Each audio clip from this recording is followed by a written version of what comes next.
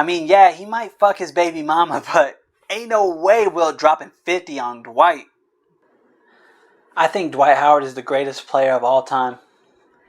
I know that statement is a little controversial, really controversial, but the next statement shouldn't be controversial.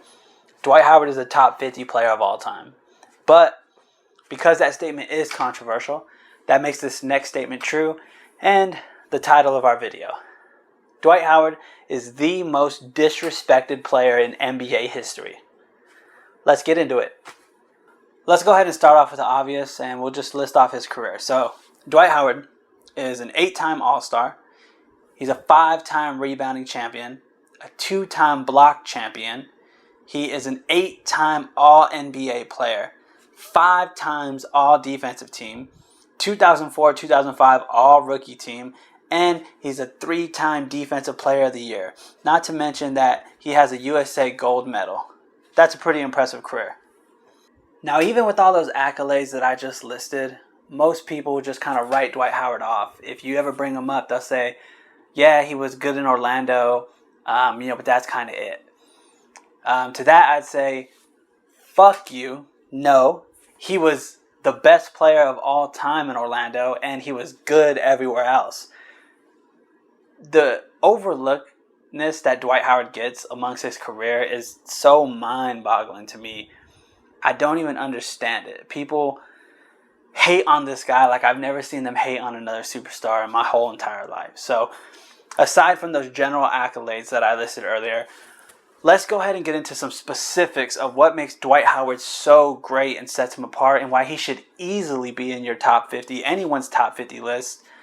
For me, he's number 1. Like I said, I have him above LeBron James, above Michael Jordan, above Kobe Bryant, above Tim Duncan, Larry Bird, Magic Johnson.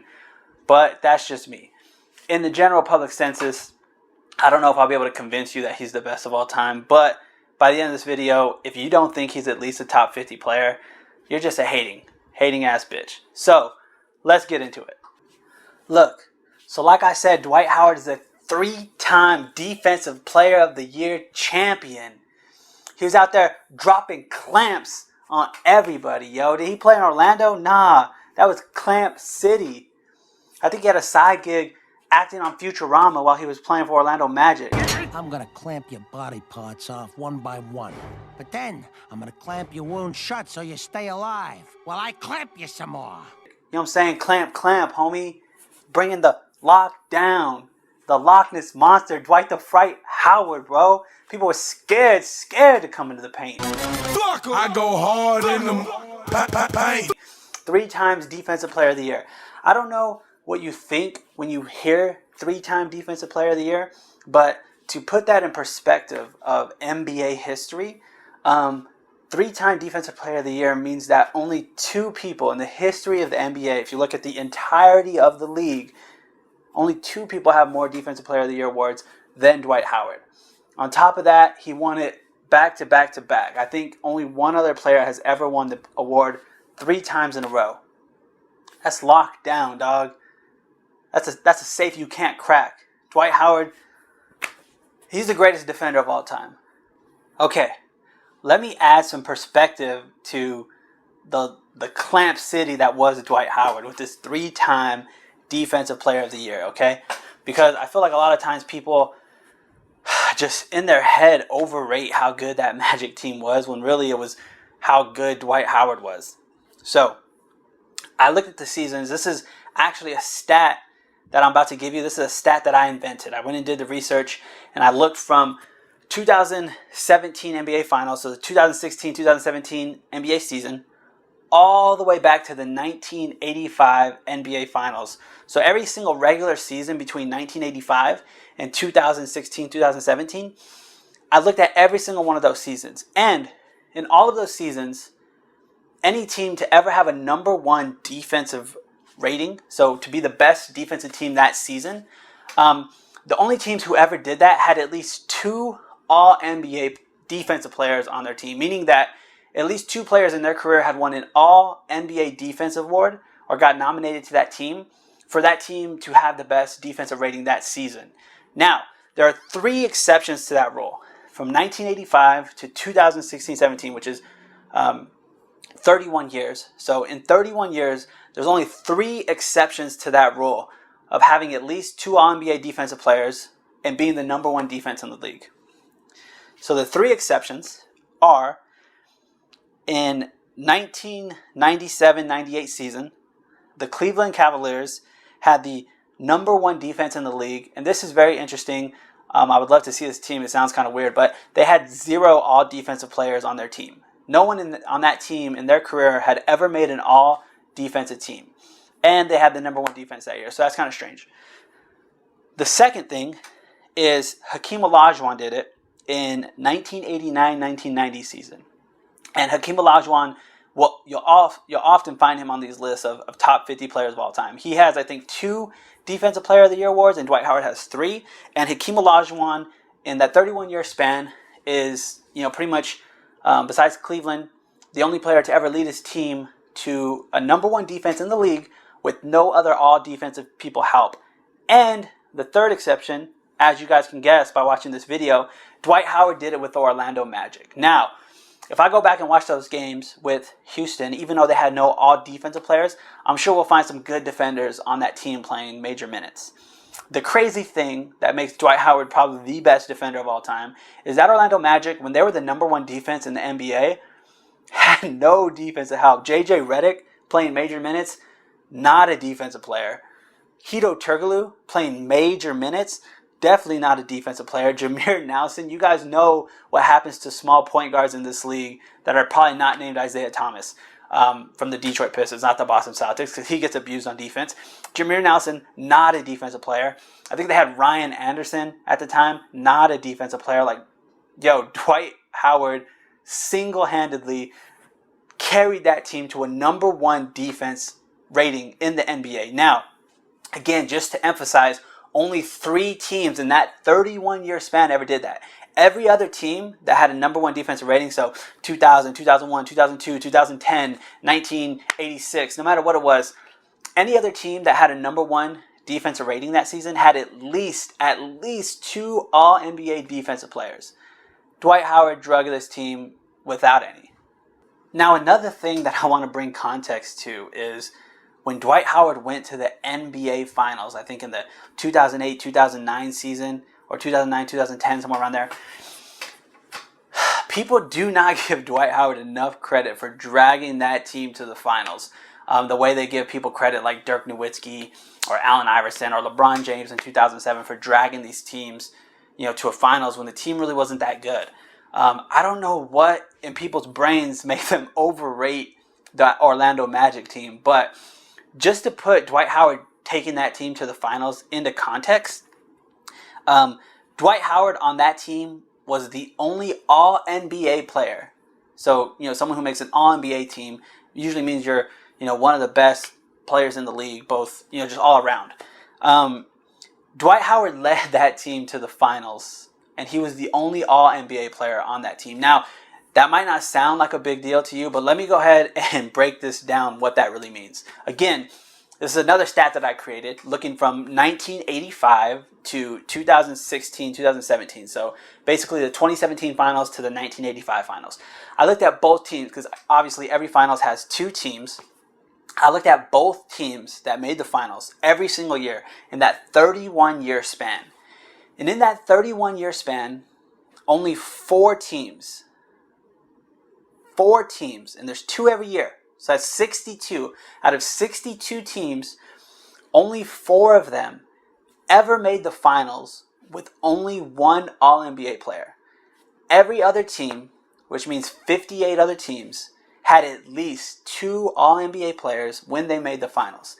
Just to show you how hard it is to make the finals with less than 2 All-NBA players, Magic Johnson never did it. Michael Jordan never did it. Larry Bird never did it. Kareem Abdul-Jabbar never did it. Kobe Bryant never did it. Shaquille O'Neal never did it.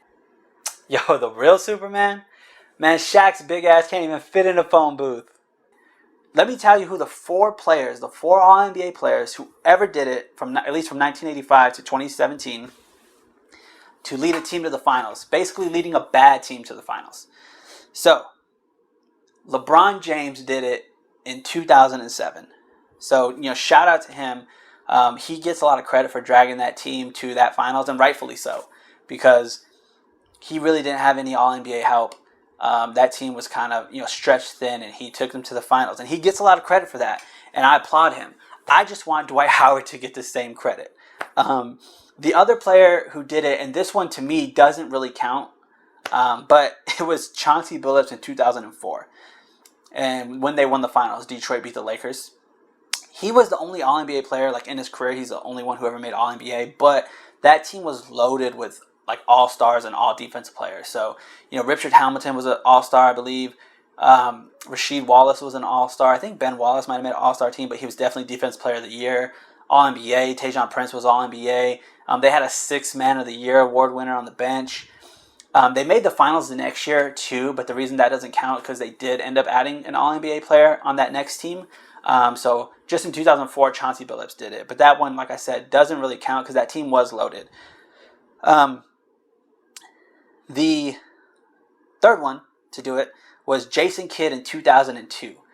Jason Kidd in 2002, when the Nets got swept by the Lakers, was the only All-NBA player in his career. No one else on that team ever in the career made an All-NBA player selection, and Jason Kidd led that team to the finals. So bravo to him as well. Jason Kidd, is looked at very well historically, especially with all his assists and just his defensive selections and things like that. So the last one, out of the four, the last one, of course, is again Dwight Howard. Dwight Howard had no other All-NBA players on his team. Barely had any All-Stars on his team. I mean, Jameer Nelson made an All-Star team, but come on, man. Jameer Nelson made an All-Star team because of Dwight Howard. So Dwight Howard, is one of 4 players, 4 times from 31-year span out of 64 teams. Dwight Howard's only one of those 4 teams to lead his team to the finals with only one All-NBA player.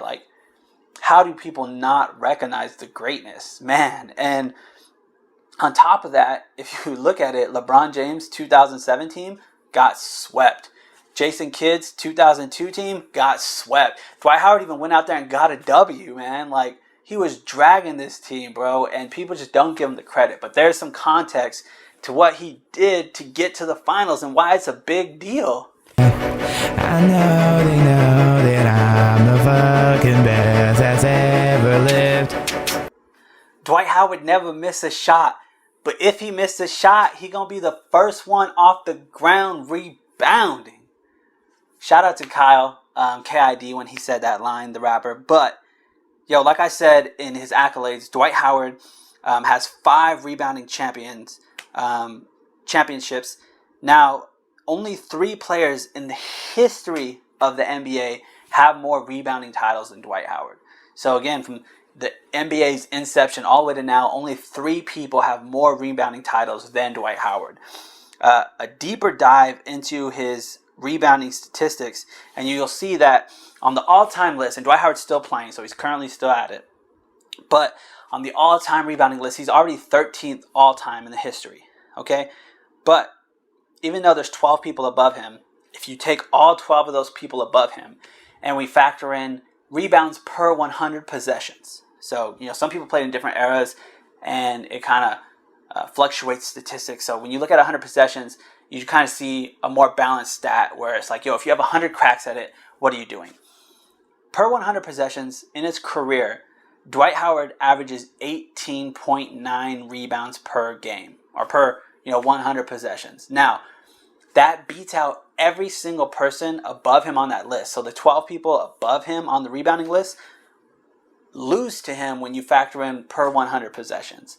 Now, there are some exceptions. For example, 2 of the people on that list, Bill Russell, Wilt Chamberlain, don't have per 100 possessions available just because they played so long ago that it really wasn't available to them.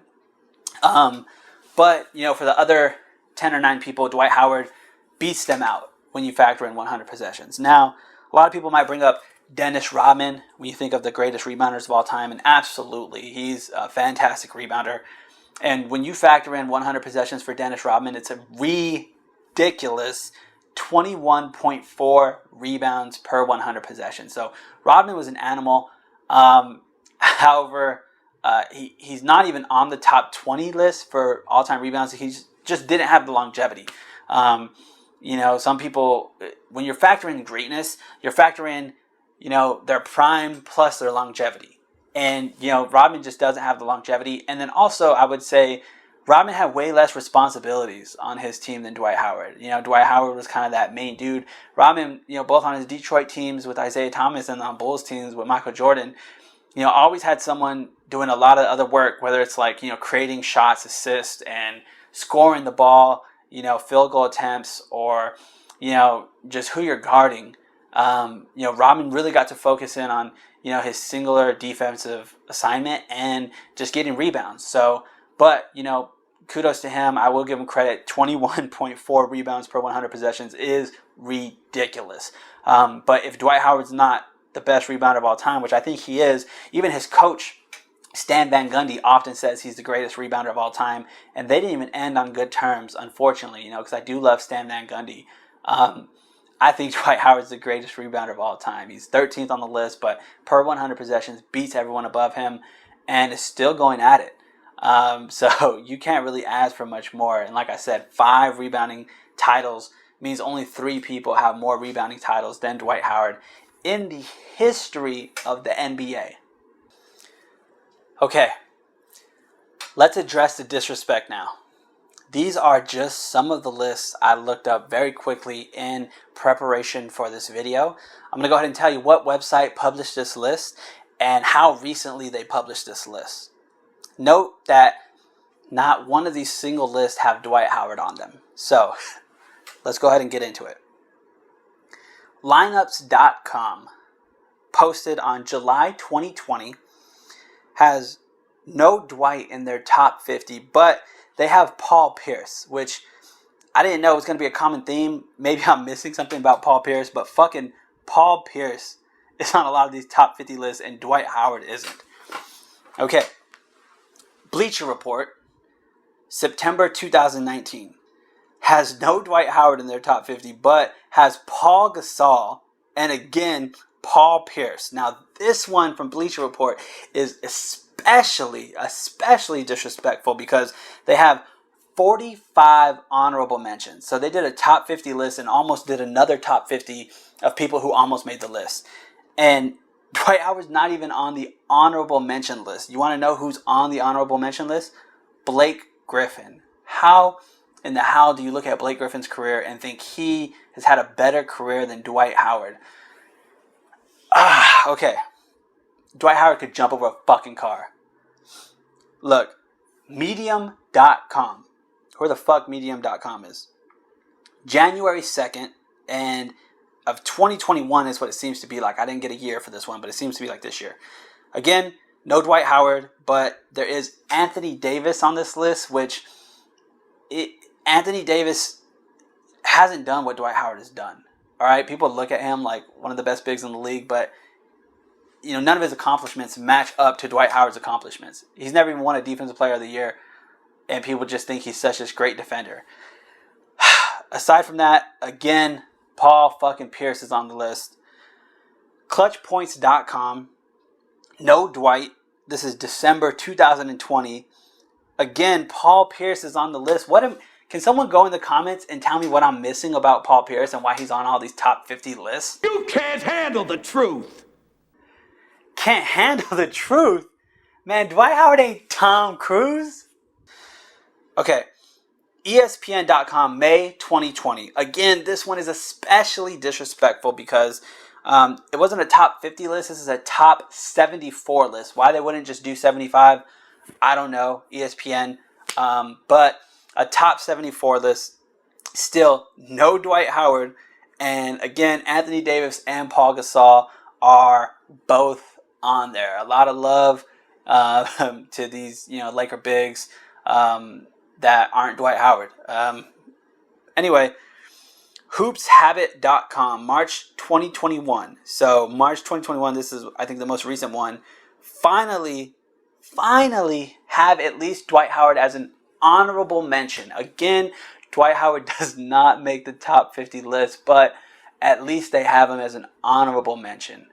These are some of the most disrespectful list I've ever seen. No one that's ever been as good as Dwight Howard is subject to this kind of disrespect. Okay, if you can, listen to all the statistics that I've just kind of read off and still be like, hey, well, I still don't think Dwight Howard's a top 50 player of all time.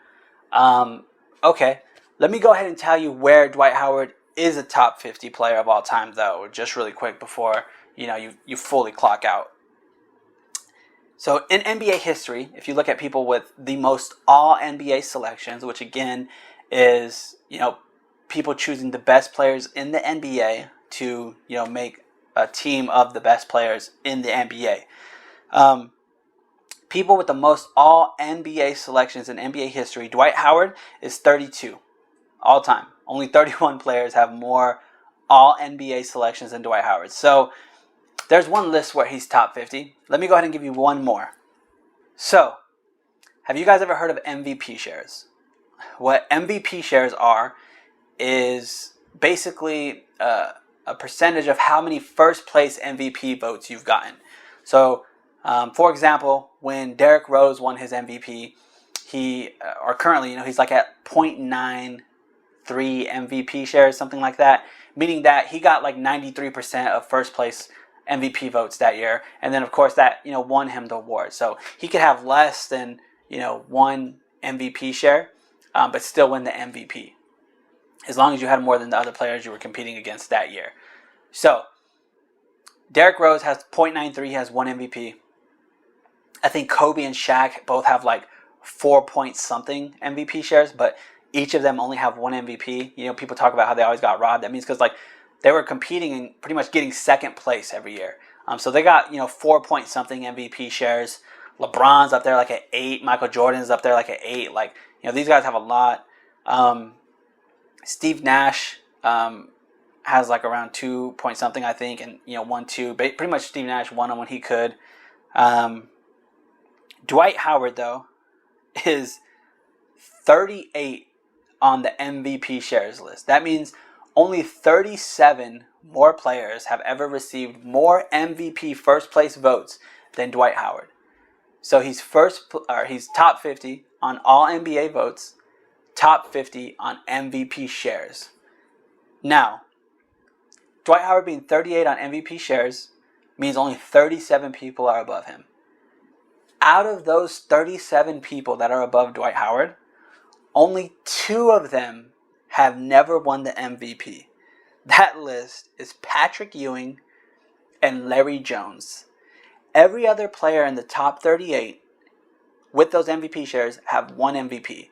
Dwight Howard, again, 38th on the list, hasn't won an MVP, even though everyone on that list has pretty much won an MVP. Like I said, Derrick Rose has won MVP with less than one, and Dwight Howard has more than that. So, I mean, the disrespect is just kind of crazy to me. He's top 50 in all NBA selections of NBA history.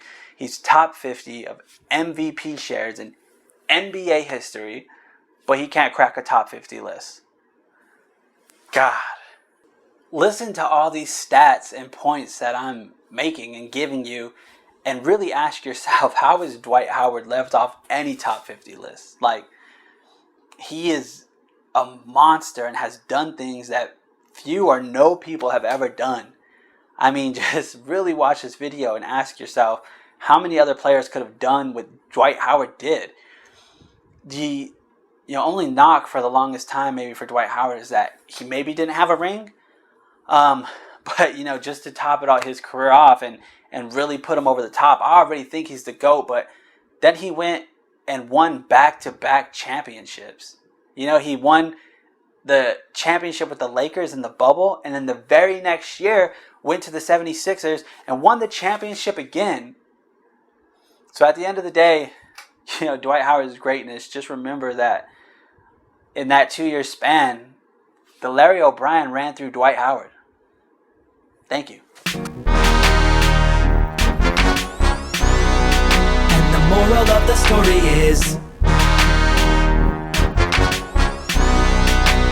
moral of the story is, work till your arms fall off, till your abs get hard. And your moral of the story is, hands go numb and they cramp and the fans in the stands know the story is. Right till my fingers look like a bouquet of roses. You gotta bring yourself your flowers now in showbiz. Focus, it's quiet, coyote, come on, let's go, kids. Everybody get together with a study buddy and then talk about the fuck that I don't give. Because it's so big and explosive, but a lot of people don't live. They don't ever get a motive. If you got a goal, you gotta hold on to what hope is. If I didn't have it, I would ask you where the rope is. Work is my church and so the studio's the closest. I spit it sick until my cootie flows the grossest.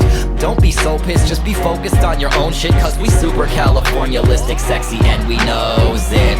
You're not my business, go for number one, not a top 5 finish. You can have a chicken pot pie, but I'm thinking that I'm gonna have another can of Popeyes spinach. I'm a Rottweiler, pop my collar when I pop my fur, you're on my nerves. Mark my words, gotta put a leg up and then mark my turf. Work, work, work, work.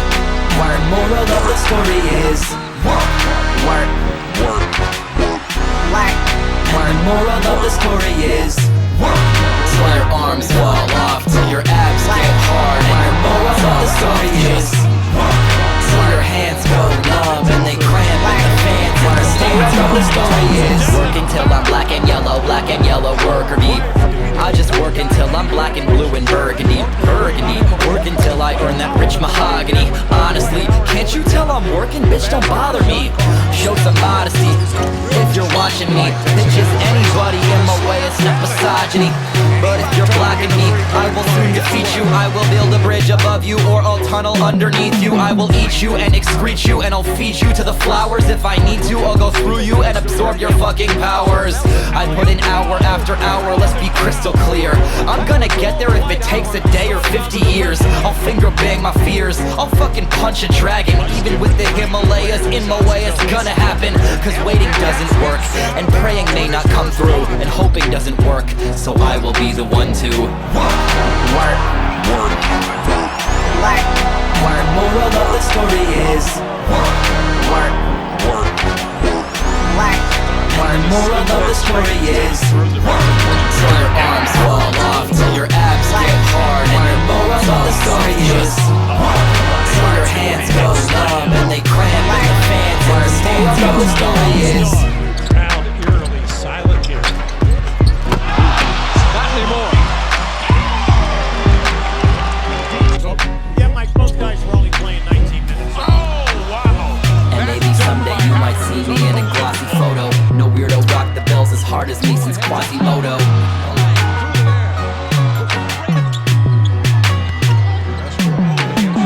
And maybe someday you might see me in a glossy photo. No weirdos rock the bells as hard as me since Quasimodo. Howard's gonna have to fire. No weirdos rock the bells as hard as me since Quasimodo.